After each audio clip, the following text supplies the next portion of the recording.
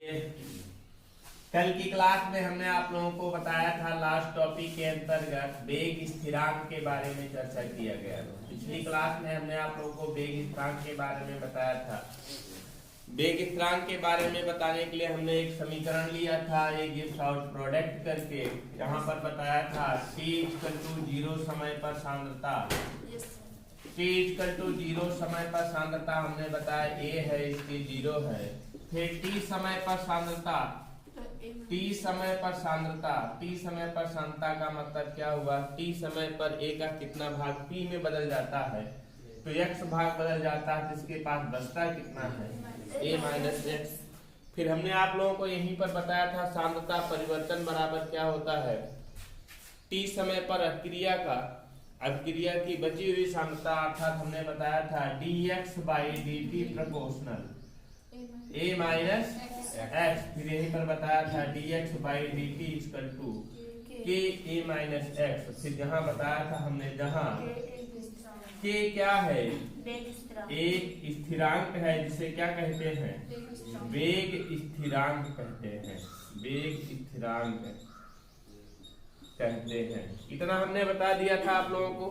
और आज हम इसी टॉपिक के अंतर्गत चलते हैं, पढ़ते हैं, आपको बताएंगे अभिक्रिया की कोटि, ऑर्डर ऑफ रिएक्शन। क्या पढ़ना है आप लोगों को? ऑर्डर ऑफ रिएक्शन, अभिक्रिया की कोटि। तो बनाइए पॉइंट, ऑर्डर ऑफ रिएक्शन, अभिक्रिया की कोटि पढ़ना है आप लोगों को। क्या अभिक्रिया की कोटि, अभिक्रिया की कोटि बोले तो इसे क्या कहते हैं हम, order of reaction, order of reaction. अभिक्रिया की कोटि को समझाने के लिए हम एक समीकरण लेते हैं, उसी समीकरण से आप लोगों को अभिक्रिया की कोटि के बारे में बताने का प्रयास करते हैं। मान रहे हैं कि माना एक समीकरण निम्न है, a into A plus b into B gives out p into C plus Q into D. एक समीकरण ले लिया है, प्रयोगों, इस समीकरण में प्रयोगों द्वारा यह निर्धारित किया गया कि, क्या निर्धारित किया गया, निर्धारित किया गया कि अभिक्रिया का वेग अभिकारक A की सांद्रता के यम घात के, अभिक्रिया का वेग अभिकारक A की सांद्रता के कितने घात के, m घात के, और अभिकारक B की सांद्रता के कितने घात के, n घात पर, B की सांद्रता के n घात पर निर्भर करती है। ध्यान दीजिएगा, ये प्रयोगों द्वारा निर्धारित किया गया है कि अभिक्रिया a into A plus B into B gives out p into C plus Q into D में यह निर्धारित किया गया प्रयोगों द्वारा कि अभिकारक a की सांद्रता के यम घात पर और अभिकारक b की सांद्रता के यम घात पर निर्भर करता है, क्या, इस अभिक्रिया का वेग। क्या निर्भर करता है? इस अभिक्रिया का वेग निर्भर करता है। लेकिन ध्यान दीजिएगा, ये किसके द्वारा निर्धारित किया जाता है? प्रयोगों द्वारा निर्धारित किया जाता है कि अभिक्रिया में अभिकारक A की सांद्रता के यम घात के और अभिकारक B की सांद्रता के n घात पर निर्भर करता है। तो हम कह सकते हैं कि अभिक्रिया की दर समीकरण क्या होगी, तो अभिक्रिया की दर समीकरण हमने बताया है बेटा कि अभिक्रिया की दर बराबर क्या होता है, अभिक्रिया की दर प्रोपोर्शनल जितनी घात पर निर्भर करता है उस अभिकारक की सांद्रता, मतलब कि एक्टिव मास ऑफ A की power m into active mass of B की पावर n, है ना। तो यहां पर लिखेंगे, यहां पर क्या लिखेंगे हम, अभिकारक A के सापेक्ष अभिकारक ए के सापेक्ष अभिकारक ए के सापेक्ष अभिक्रिया की कोट, अभिक्रिया की कोट बराबर एम, और फिर अभिकारक बी के सापेक्ष अभिक्रिया की कोटि बराबर कितना, एन, और अभिक्रिया की समग्र कोटि बराबर, अभिक्रिया की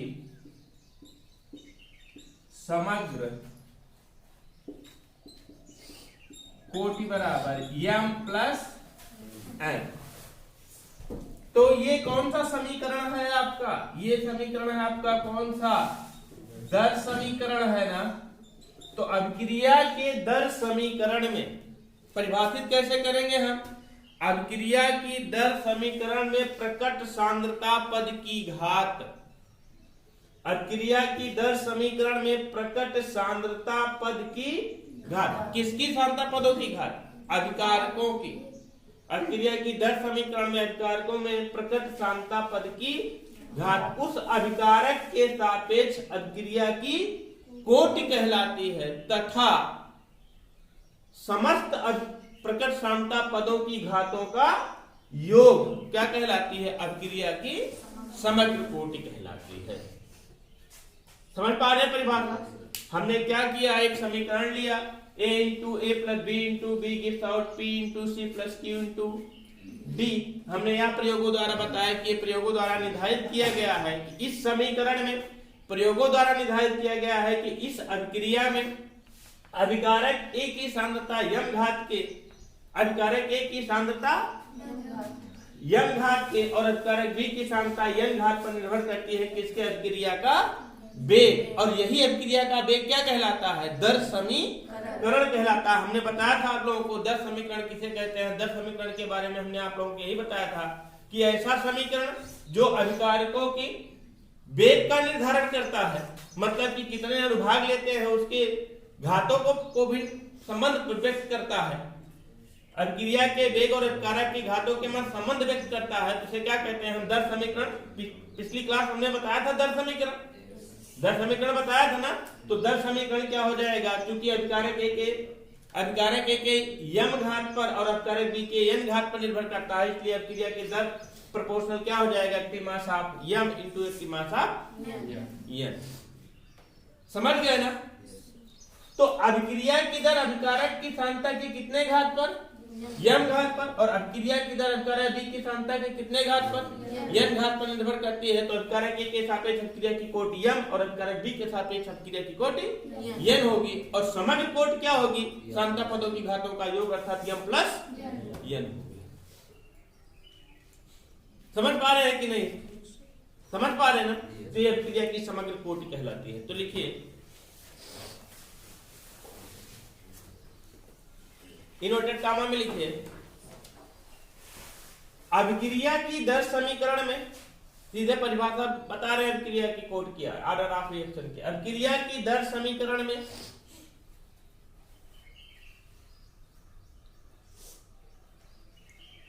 प्रकट सांद्रता पद की घात, प्रकट सांद्रता पद की घात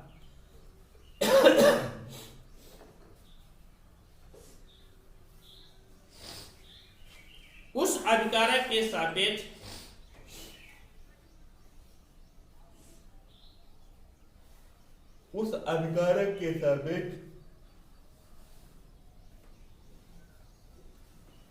अभिक्रिया की कोटि कहलाती है,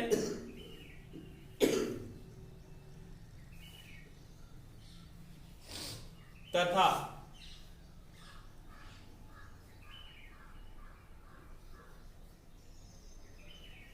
सांद्रता पदों की घातों का योग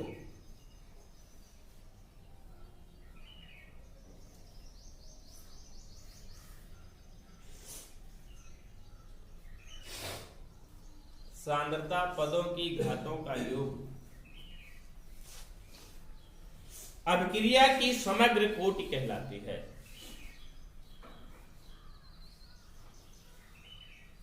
सांद्रता पदों की घातों का योग अभिक्रिया की समग्र कोटि कहलाती है।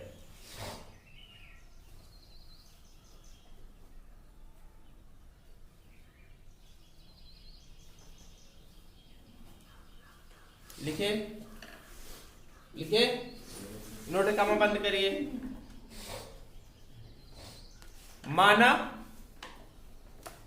एक रासायनिक अभिक्रिया, एक समीकरण निम्न प्रकार से है,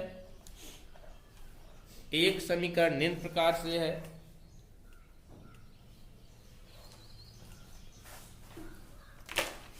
समीकरण देख लीजिए, a into A plus B into B gives out p into C plus Q into D.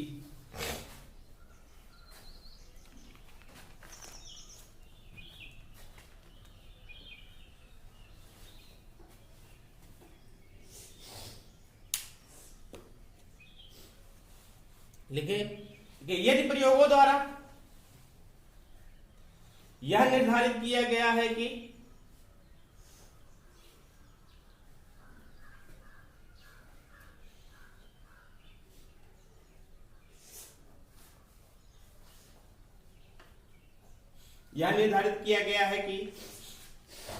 अभिक्रिया का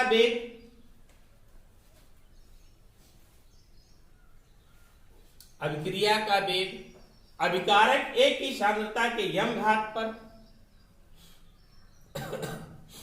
अभिकारक A की सांद्रता के यम घात पर और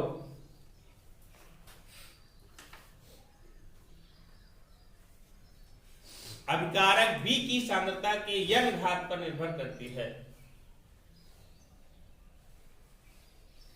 और अभिकारक B की सांद्रता के यम घात पर निर्भर करती है।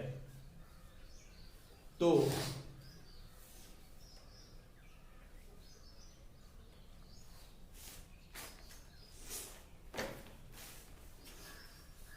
अभिक्रिया की दर समीकरण से अभिक्रिया की दर समीकरण से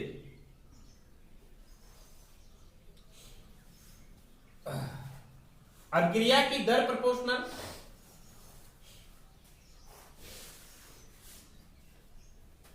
अभिक्रिया की दर proportional active mass of A की पावर यम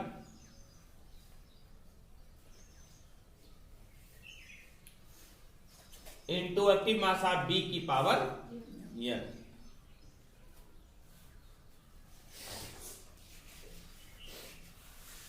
लिखिए, अतः अभिकारक ए के सापेक्ष अभिक्रिया की कोट कितना होगी? यम। अभिकारक बी के सापेक्ष अभिक्रिया की कोट बराबर यम।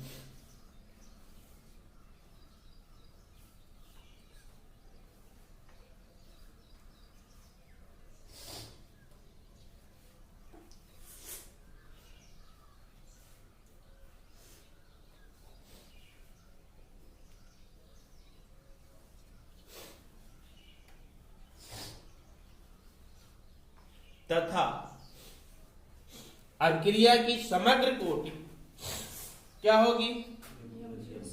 n प्लस n होगी। समग्र का मतलब संपूर्ण।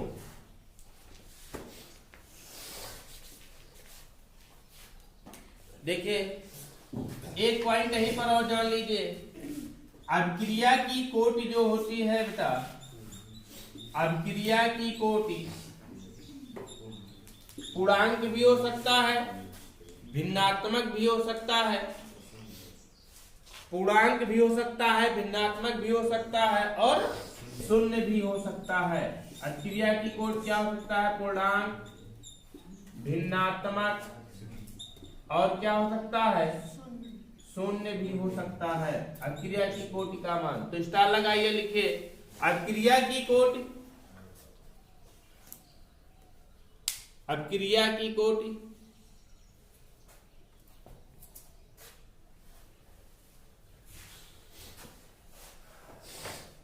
पूर्णांक, भिन्नात्मक व शून्य भी हो सकती है। पूर्णांक, भिन्नात्मक व शून्य भी हो सकती है।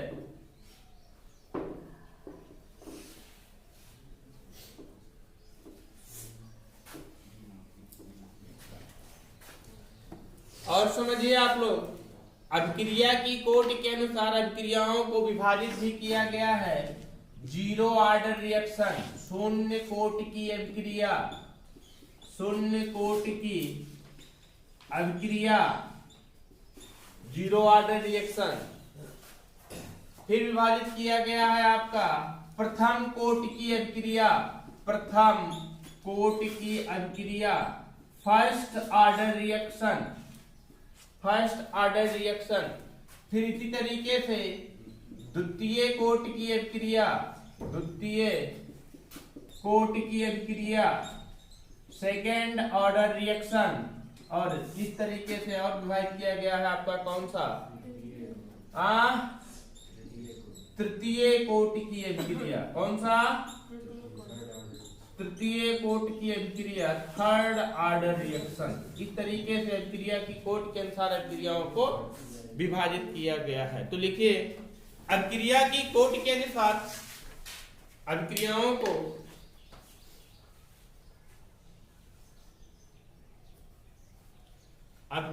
को शून्य कोटि की अभिक्रिया, प्रथम कोटि की अभिक्रिया, द्वितीय कोटि की अभिक्रिया,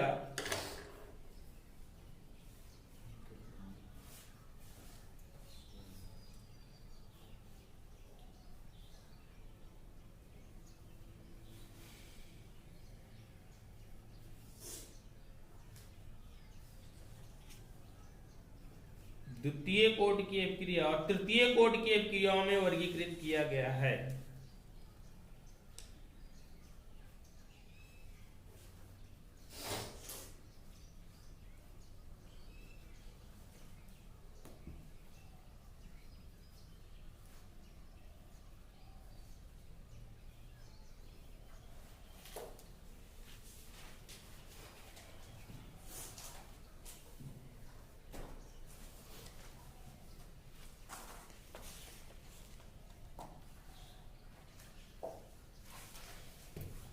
अब हेड डालिए शून्य कोटि की अभिक्रिया।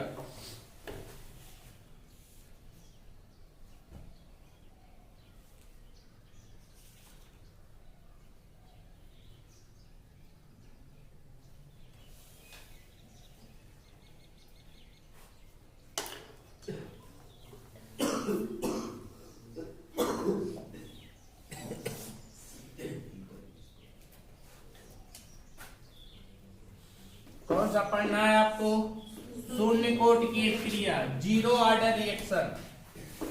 शून्य कोटि की अभिक्रिया कहते किसे है, ऐसी अभिक्रियाएं जिसकी दर सांद्रता पद की घात शून्य पर निर्भर करती है, शून्य सांद्रता पदों की घात पर निर्भर करती है, उसे क्या कहते हैं हम, शून्य कोटि की अभिक्रिया कहते हैं। जीरो ऑर्डर रिएक्शन कहा जाता है शून्य कोटि की अभिक्रिया।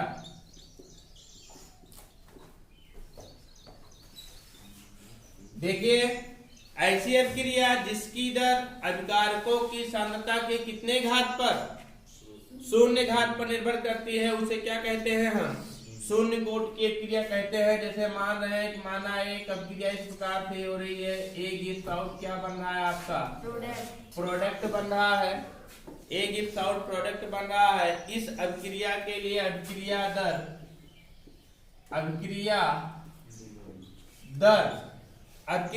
कितना हो जाएगा बेटा, इस अभिक्रिया के लिए अभिक्रिया दर proportional active mass of A की पावर शून्य।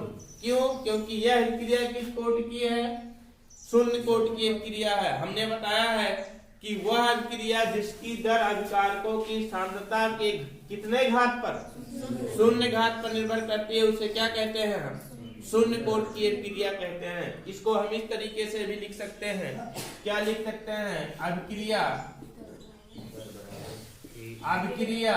दर is equal to minus D active mass of A by D T, मतलब अभिकारक की सांद्रता में परिवर्तन बराबर क्या हो जाएगा आपका, बराबर क्या हो जाएगा आपका यहाँ पर, या यहाँ पर डायरेक्ट लिख सकते हैं क्या, प्रोपोर्शनल लिख सकते हैं एक्टिव मास ऑफ ए की पावर 0।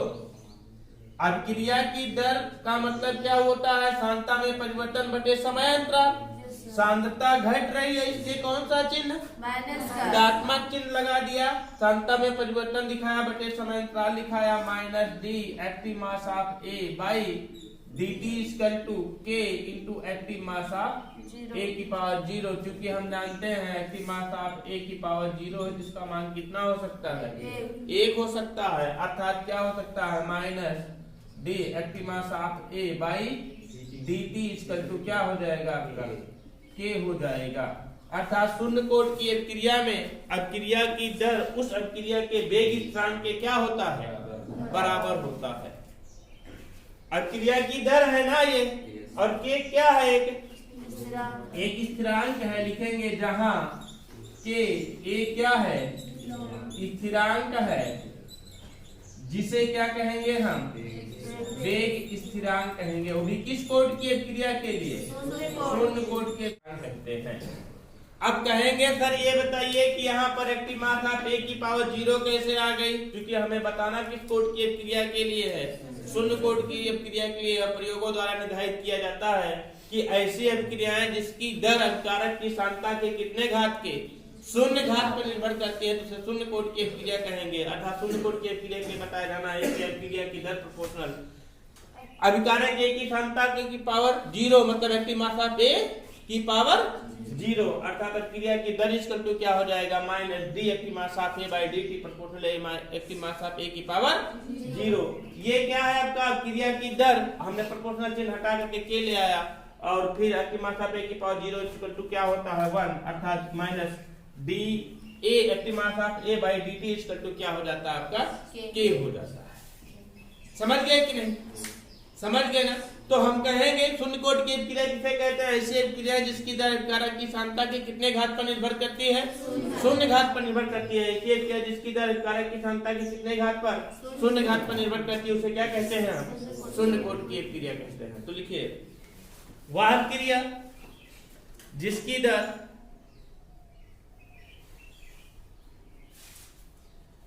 अभिकारक की सांद्रता के शून्य घात पर निर्भर करती है,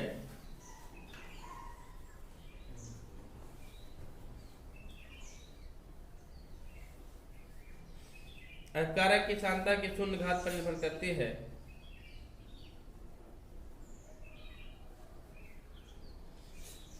उसे हम क्या कहते हैं, शून्य कोट की अभिक्रिया कहते हैं।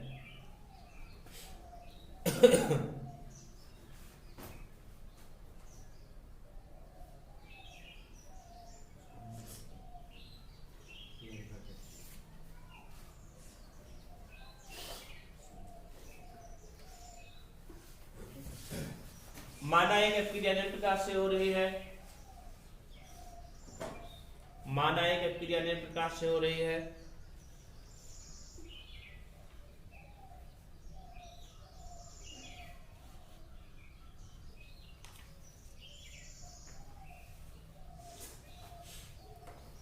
एक इथाइल प्रोडक्ट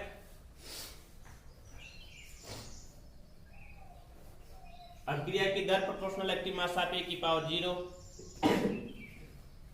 अभिक्रिया की दर proportional active mass of A की पावर 0 या अभिक्रिया दर बराबर minus D active mass of A by D T proportional active mass of A की पावर 0।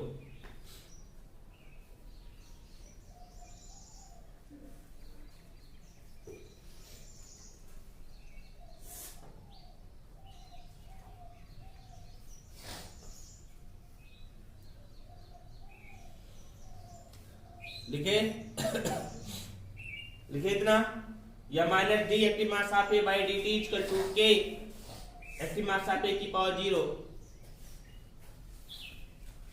देखिए चूंकि एक्टिव मास ऑफ ए की पावर 0 इक्वल टू 1, अतः minus D active mass of A by active mass of A by D T equal to K, minus D active mass of A by D T equal to K. जहां के एक स्थिरांक है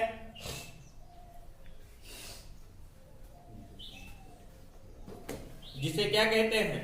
वेग स्थिरांक। अक्रिया का वेग स्थिरांक कहते हैं।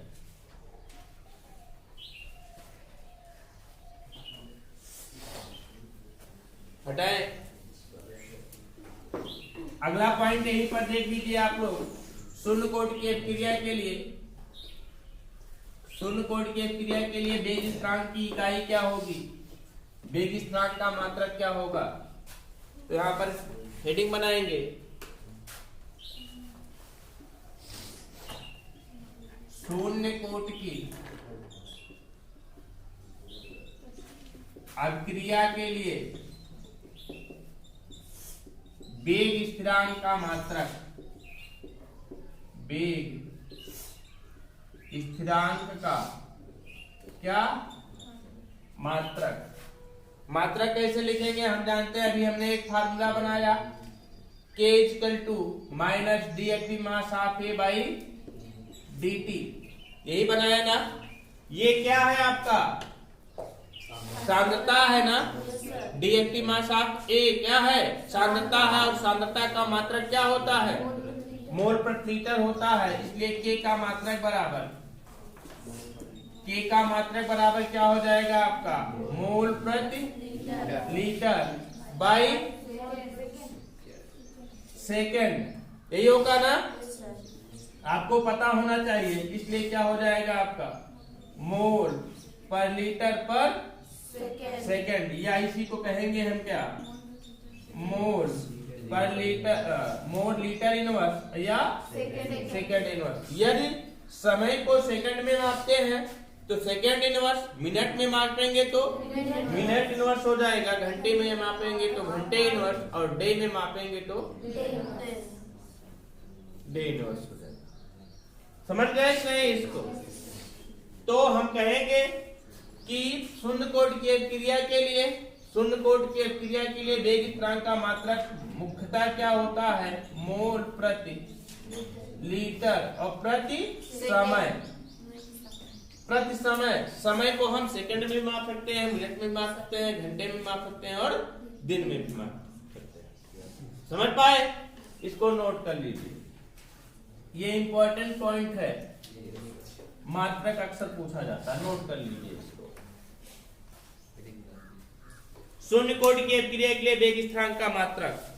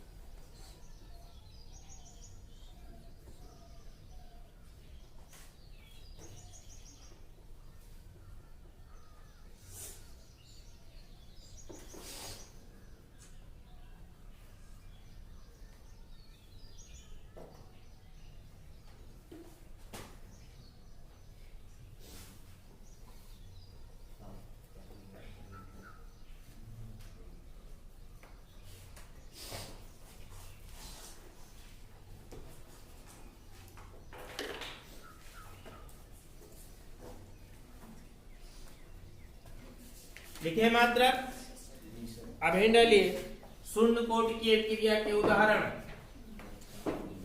शून्य कोटि की अभिक्रिया के उदाहरण।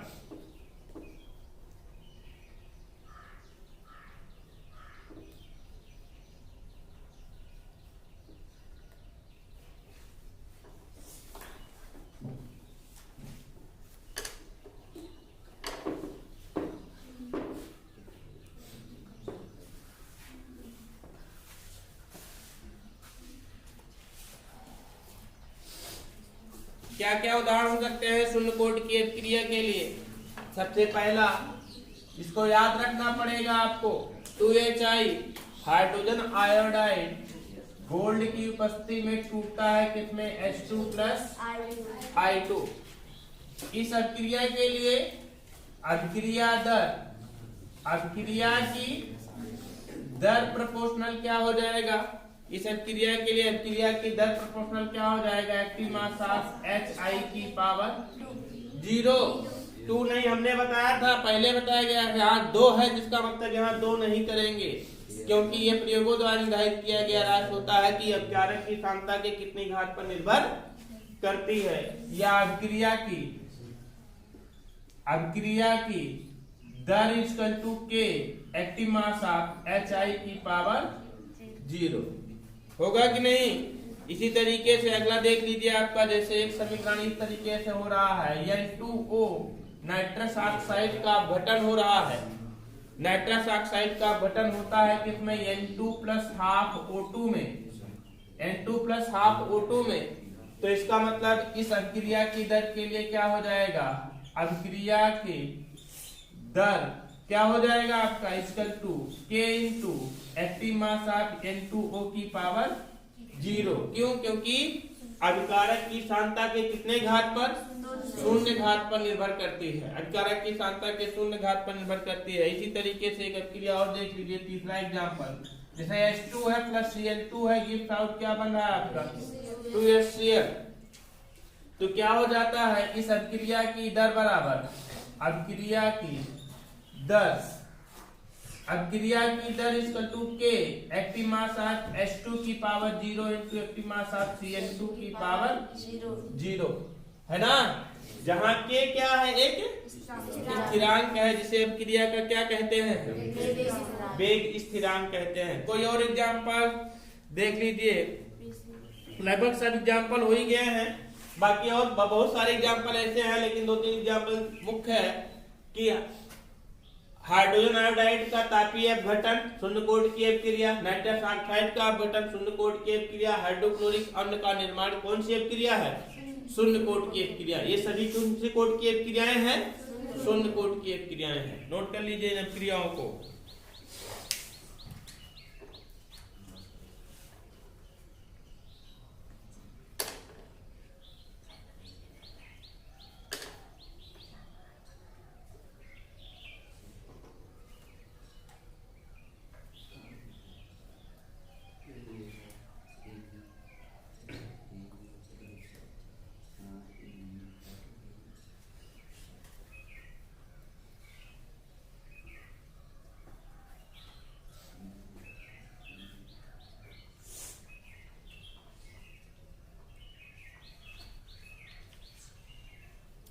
शून्य कोट की अभिक्रिया के बारे में सब सारे एग्जांपल नोट कर लीजिए। हाइड्रोजन आयोडाइड का तापीय अपघटन H2 plus I2 gives out 2HI gives out H2 plus I2। N2O nitrous oxide laughing gas जो कहा जाता है, और फिर अपघटित होगा किसमें, नाइट्रोजन और ऑक्सीजन में। भी शून्य कोट की अभिक्रिया, हाइड्रोक्लोरिक अम्ल का निर्माण, मतलब हाइड्रोजन और क्लोरीन से भी कौन सी कोट की अभिक्रिया होगी, शून्य कोट की अभिक्रिया होगी।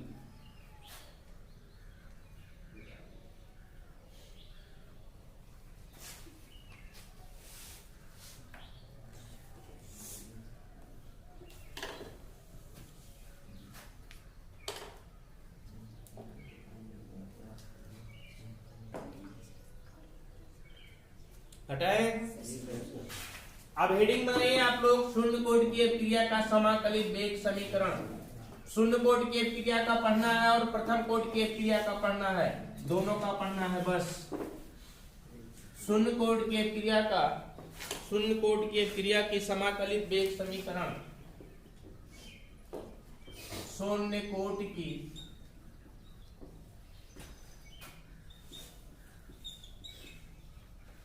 अभिक्रिया का समाकलित वेग समीकरण। समाकलित वेग समीकरण शून्य कोट की अभिक्रिया का कैसे निकालेंगे। माना एक अभिक्रिया निम्न प्रकार से हो रही है, क्या, A गिव्स आउट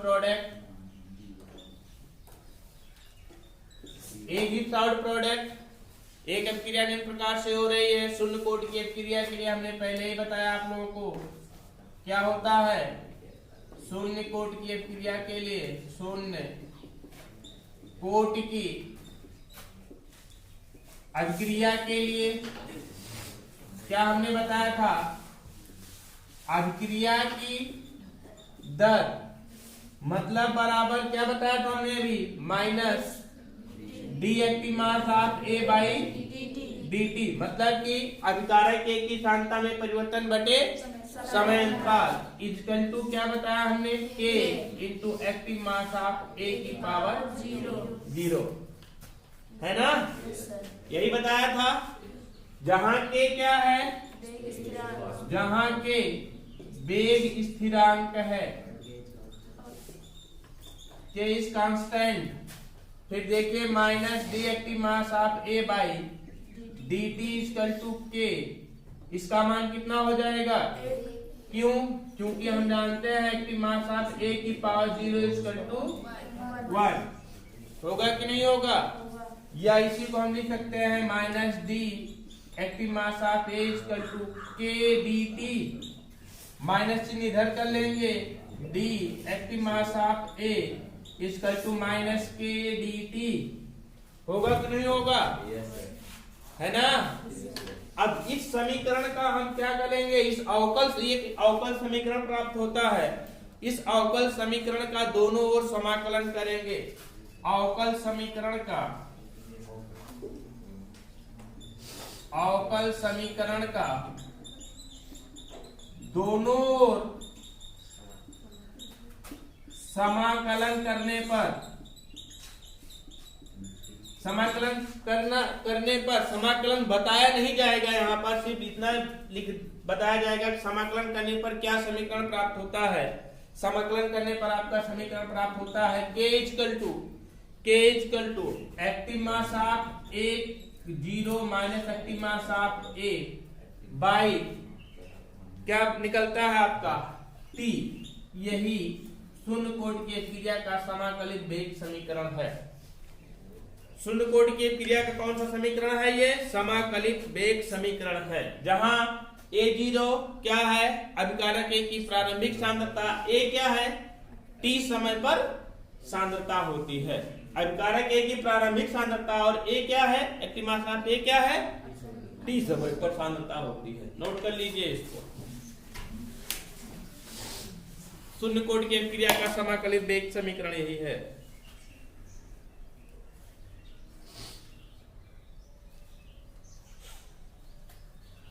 लिख लीजिए A equal to A gives out product शून्य कोट की क्रिया के लिए, शून्य कोट की क्रिया के लिए क्रिया दर equal to minus D active mass of A by D T equal to K active mass of A की पावर 0।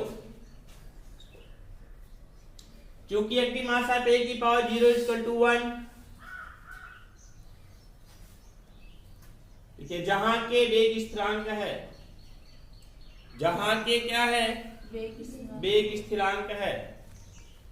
फिर लिखिए यहां पर minus D active mass of A by D T equal to K,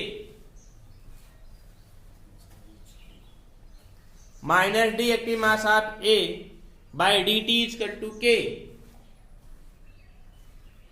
या minus D active mass of A equal to K D T, या D active mass of A equal to minus K D T.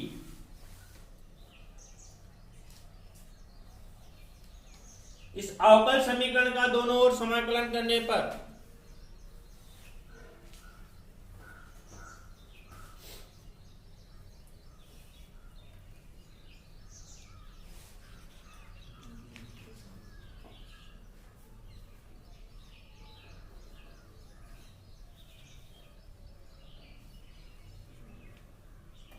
अवकल समीकरण का दोनों ओर समाकलन करने पर k equal to active mass of A0 minus active mass of A by T,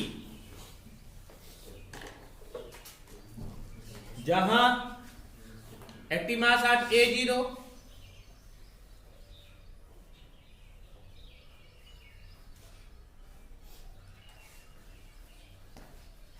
अभिकारक A की प्रारंभिक सांद्रता व एक्टिव मास ऑफ A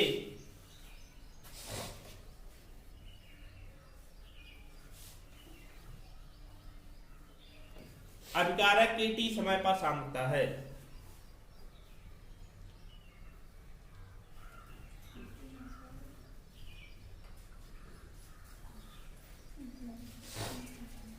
ठीक है, उपरोक्त समीकरण को शून्य कोटि की क्रिया का समाकलित समीकरण कहते हैं। शून्य कोटि की क्रिया का समाकलित समीकरण कहते हैं।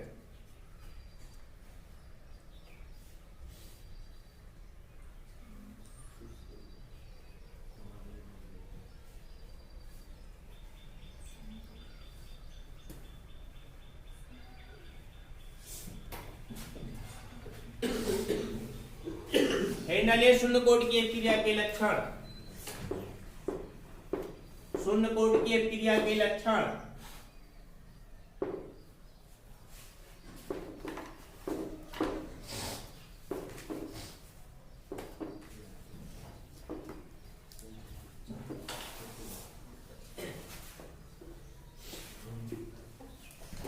शून्य कोटि की क्रिया के लक्षण।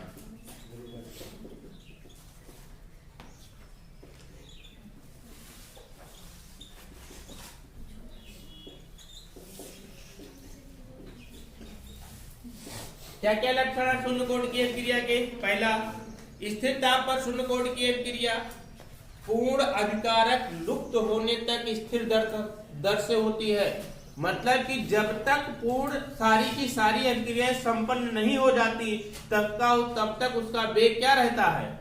स्थिर रहता है।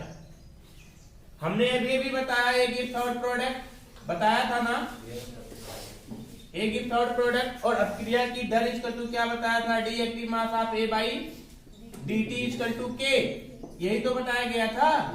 मतलब अभिक्रिया की दर हमेशा क्या रहती है? कांस्टेंट रहती है, निश्चित रहती है, और तब तक निश्चित रहेगी जब तक कि पूरी अभिक्रिया संपन्न ना हो जाए। तो नंबर 1 लिखिए, शून्य कोटि की अभिक्रिया,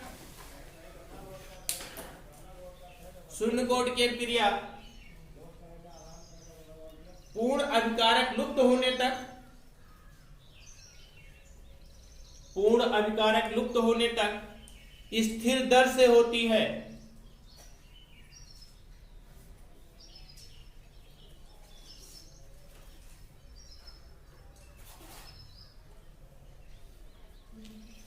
स्थिर दर से होती है। नंबर 2, शून्य कोटि की क्रिया में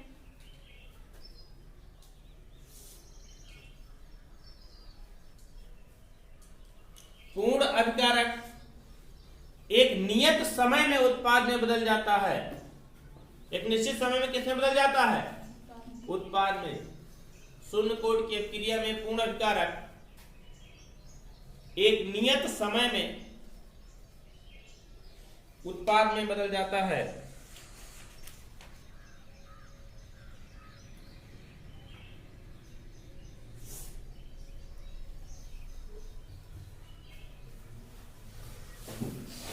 अगला नंबर, शून्य कोटि की अभिक्रिया के लिए अभिकारक की सांद्रता, अभिकारक की सांद्रता एक्टिव मास ऑफ ए और समय टी के मध्य ग्राफ खींचने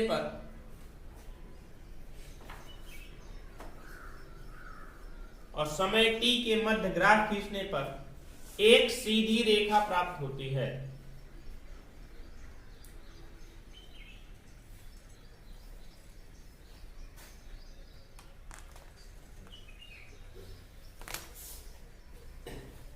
किसके किसके मध्य? अभिकारक की सांद्रता और समय के मध्य खींचते हैं तो एक सीधी रेखा प्राप्त होती है। ये तो था अब तक आपका शून्य कोटि की अभिक्रिया। शून्य कोटि की अभिक्रिया के बारे में बताया गया, शून्य कोटि की अभिक्रिया कहते किसे हैं। उसके बाद बताया गया शून्य कोटि की अभिक्रिया के लिए वेग स्थिरांक का मात्रक मोल लीटर इनवर्स समय इनवर्स। उसके बाद क्या बताया गया आपको? शून्य कोटि की अभिक्रिया के उदाहरण के बाद फिर क्या बताया गया? समाकलित वेग समीकरण, और समाकलित वेग समीकरण के बाद आपको बताया गया शून्य कोटि की अभिक्रिया के लक्षण। समझ गए ना? अब कल हम आप लोगों को पढ़ाएंगे कौन सा? प्रथम कोटि की अभिक्रिया। कौन सी? प्रथम कोटि की अभिक्रिया।